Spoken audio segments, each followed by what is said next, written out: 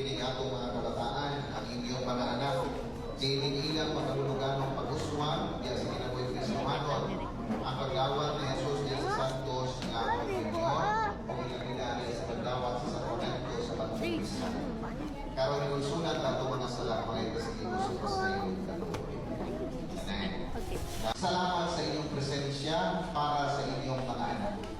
Ang inyong presensya ron sa kapagpadayan, sa inyong pagsuporta sa inyong mga anak sa usa sa mga importanteng yugto sa ilang kinabuhi. Sa iyong tantanan, nga responsibilidad sa ginikanan, ang paghatag umayong pagmahon. No?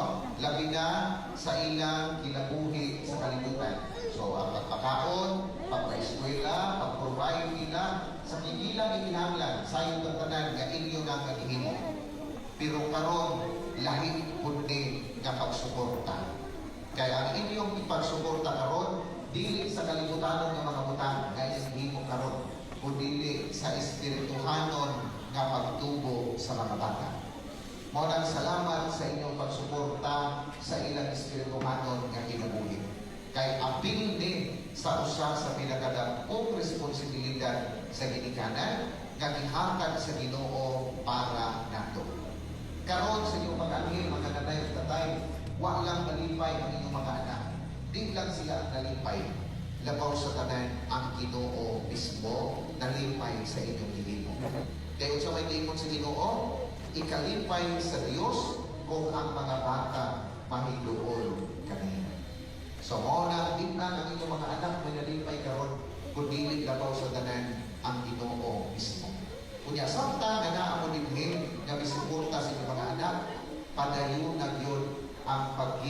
sa inyong mga bata. Ha? Labi na mayroong panahon na grabe ang tentasyon sa mga bata sa mga kalibutan ng mga butang. Kung ikumparar nato ang mga bata sa unang panahon o karon, kapong diferensya. Di ba? Sayod ka kanan.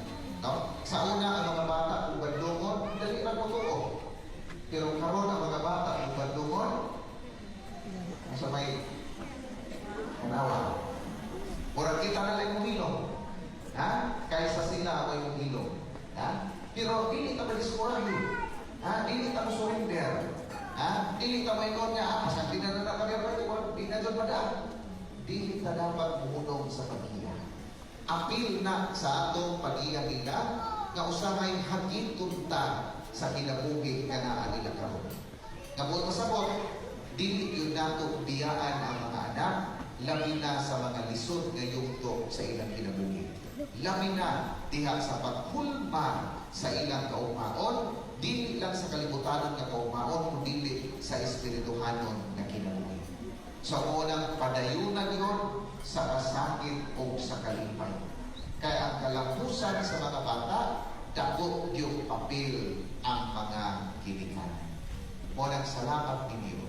Unya, gawa sa mga bata, isip ka mo ikaduhang ginikanan ni ining mga bata. Mauna nga, padayuno na ito kining mga misyon ng gratis Ginoo. Unya, kaninyo mga grade 3, no? Nalipay yun ang Ginoo ninyo. Wala lang mo makadawat sa sakramento sa pag-ubisan, kundi madawat yun ninyo ang lawas o dugo sa Ginoo diha sa pagkalawak. Kanang inyong kalawatong karungan, di ni ordinaryo nga pan, nga murag pan sa bikiri. Ha? Dili ni. Kundi ang lawas o dugo yun ni sa atong Ginoo. Ya, karon nga makakalawat na mo mga bata, padayon yun mo sa pagbinuotan. Ha? Kay malipay yun ang Ginoo kung kamo mga bata magpadayon sa pagbinuotan. Mga buutan ba rin mga grade 3? Kurang hina na bulungan. Ha? Buutan ba ang mga grade 3? Okay, very good. Ha? So, padayon sa pagbunuotan, tungod kay ang Ginoo malipay sa mga bata na mga buutan. Kunya, ayaw mo kalimot sa pagsimba kada Domingo, kay aron kanunay mo makakadawa sa lawas kung dugo sa Ginoo. Okay? So, congratulations mga bata, congratulations mga ginikanan, mga kapitid sa pagtutulog, pagayuno na ito ang pag-iya sa mga bata. So, karon ang isunod ang grito sa pagbago sa panaay.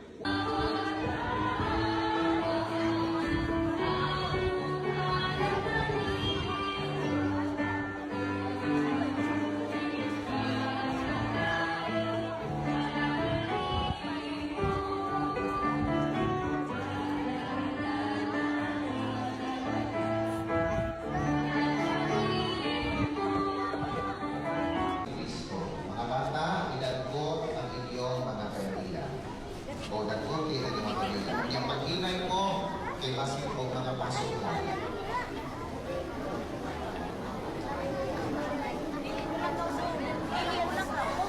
So, yung paghinay mo sa sulura na, paghinay mo.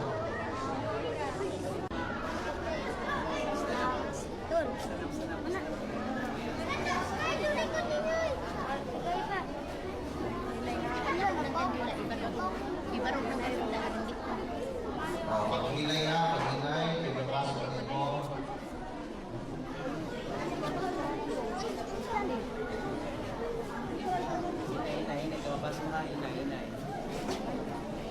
Ayaw magduwa-duwa sa kanila, kaya nakapasok na bata.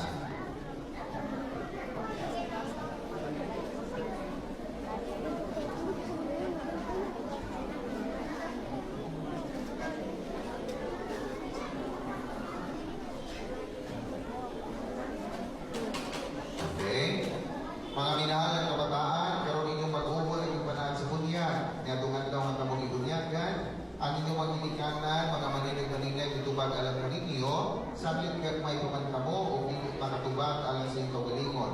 Apat karoon, na makahimo na kamo, atong sipan mahutanan ka ninyo, pag-usap, o niinig tumuran. Kamo na mismo ang usaan alang sa inyong kawalingon.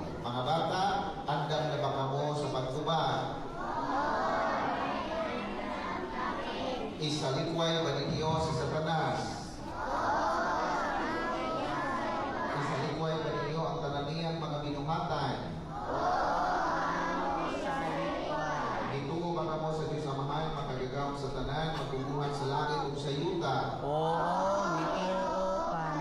Dituo ba kamo kung Jesucristo iya po itong anak atong Ginoo, kay anak ni Maria na Birhen, gilansa sa krus na matay gilubog, na banaw gikan sa mga minatay, o karon nagalingkod sa tuo sa Amahan?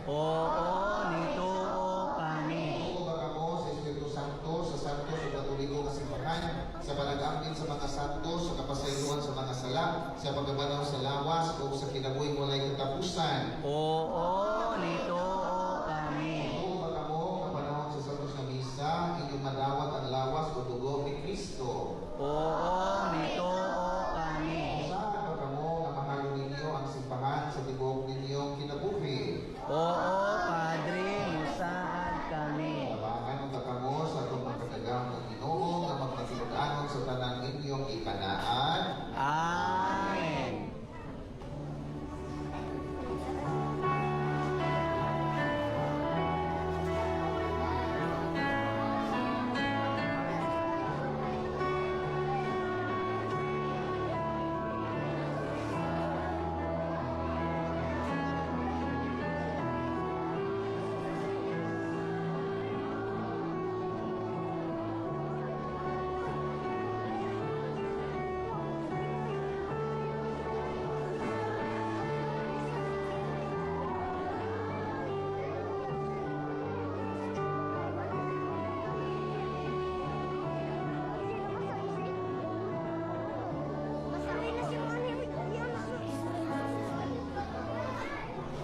Karon manindog ang tanan, kini mga bata aking manindog. Ako nihangyong katong 7 kabuok ng mga bata na mubasa sa katilipan ng pagkampo, paglinya sa tubangan. Ayaw na pagngayong kanila. Tanto mubasa pagka kanila sa mubasa. Sige, linya dire. Katong 7 kabuok. May suon si Kristo nagdapit na nato alang sa panihapon, diniyayata ka nato lang sa dugo.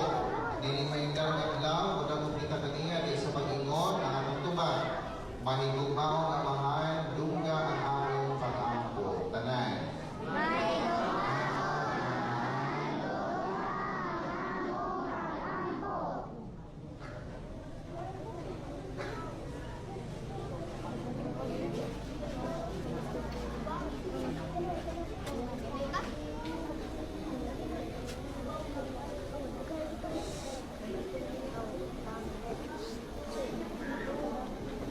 Alang sa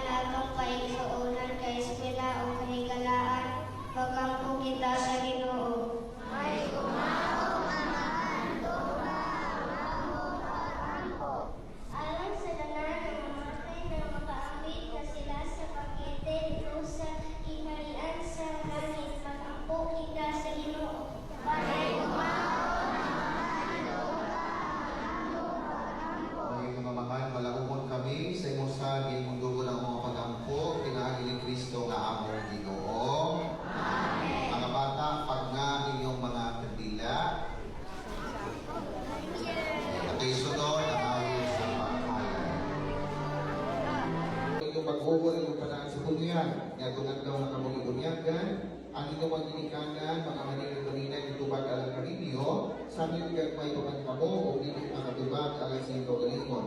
Apat karon na makahimo na kamo, atong sipan mahutanan kaninyo, pagusta, umiiling tumuran. Kamo na mismo ang usaan alang sa ito galingon. Mga bata, andang na ba kamo sa pagtubag?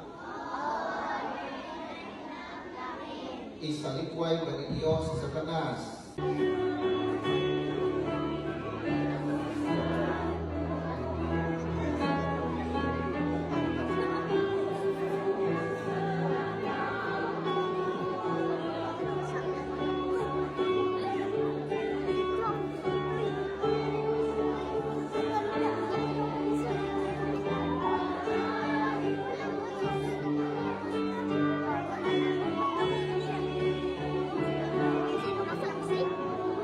Yan, alam ka rin.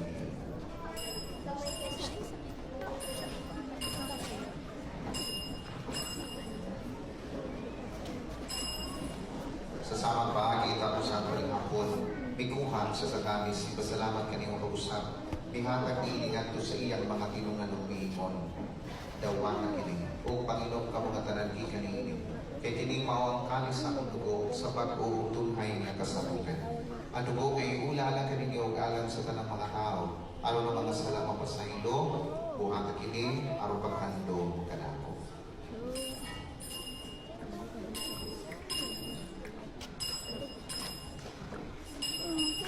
Kini ang misteryo sa pagtuo.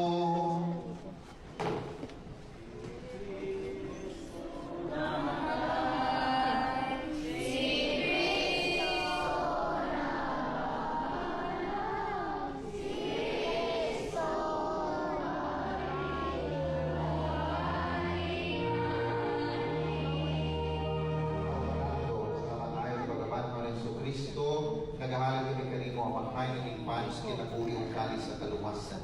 Nagapasalamat kami kanimo. Tod kay mo kami giisip nga ngayon mo ang ubang umulagad kanimo. Himawa kami nga mga lawat salamat sa dugo ni Kristo, magkaiusa niya sa Espiritu Santo. Kinomdumi Ginoo ang imong simbahan sa imong kalibutan. Himawa maintit kami ni sa gugma. O banilayo ang Papa, nagpadiglaan nila ang mga obispo sa tanang mga pari, kining katauhan, niliminan ng mga bata sa mga tubangan. Kinumdumi ang mga ikso na nangamatay, malaumot, mabanhaw sila. At ang nangamatay sa imong kaluwi, yan na sila tanan sa pagsudok sa kahayar sa imong naong kaluwi kaming tanan. Himuha kami ngayon makapit sa kinamoy na tunhay ni Maria, ang inahan nga ulay sa Diyos. Subanis sa sa iyang bana, sa mga apostoles na mga santos sa San Isidro, na nagatuman sa imong kabubutuan latas sa katuligan. Uban kanila, amay kamadaygon, amay kamayaon, pinaagi na Yesu Kristo, imo anak. Pinaagi kaniya, uban kaniya, uban kaniya, pinatagan na kanimo makagagahong nga amahan, diya sa kayo sa Espiritu Santo, at tanang lumubog himaya hantod sa kahanturan.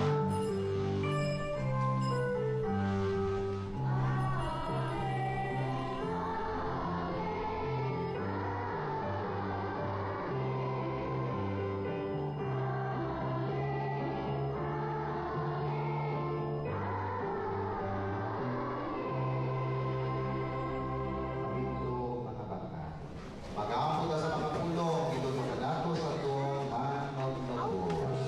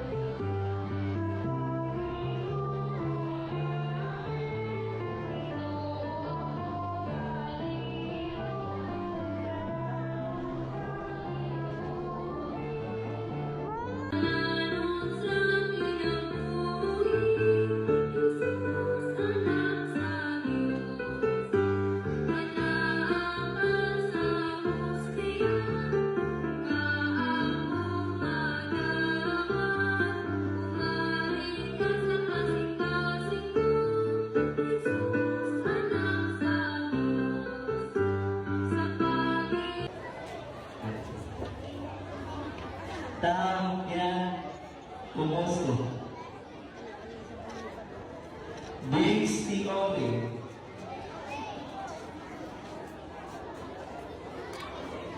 Christian Carl Ipitis.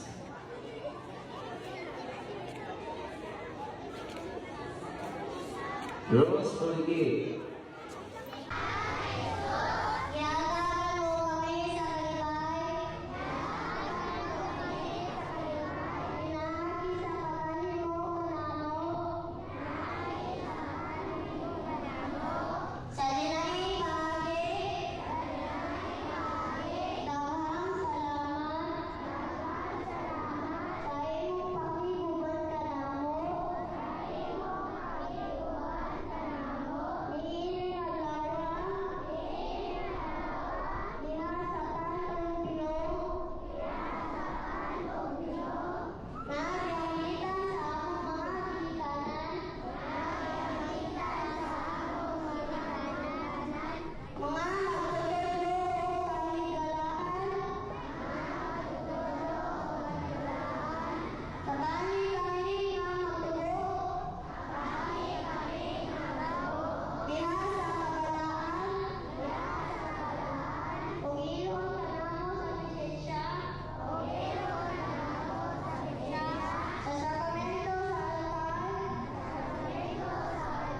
Diin amo ang pagdawaton sa